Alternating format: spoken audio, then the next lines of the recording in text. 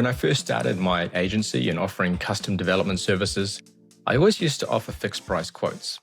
It felt natural. It felt something like I would want if I was asking for someone to build a project for me. What I discovered is that humans are eternal optimists, which means we're really bad at estimating. If we built the exact same thing before, then yes, we can give a fixed price quote.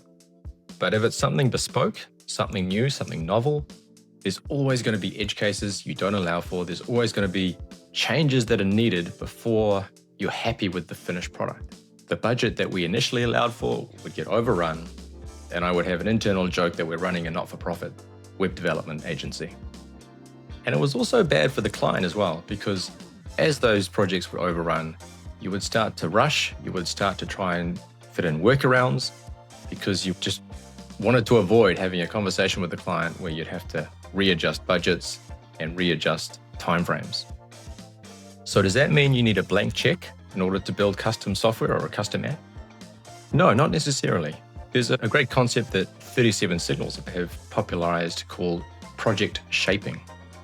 And that's where you figure out what is your appetite for this project, or another word, I guess, for budget. And instead of having a fixed scope and fixed price, you have a fixed time frame.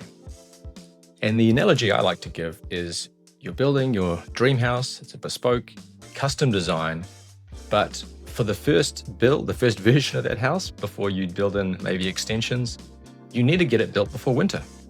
And so you have certain must-haves which need to be ready before winter so that you can move in before winter starts. And those become your core MVP features. And the deadline by winter, that's your fixed time frame. So yes, there is scoping needed to work out realistically what could it look like. Then you set time frame, what you're happy with, 3 weeks, 6 weeks, 3 months, and you focus, of course, on your most important features first, get those ready, and then you knock off the ones which are nice to have, that do add value, but are less important. Because in my mind, a successful software project is one that is shipped and being able to be used by real users. That's when you find out what truly are the most important features, and you can adjust your backlog accordingly.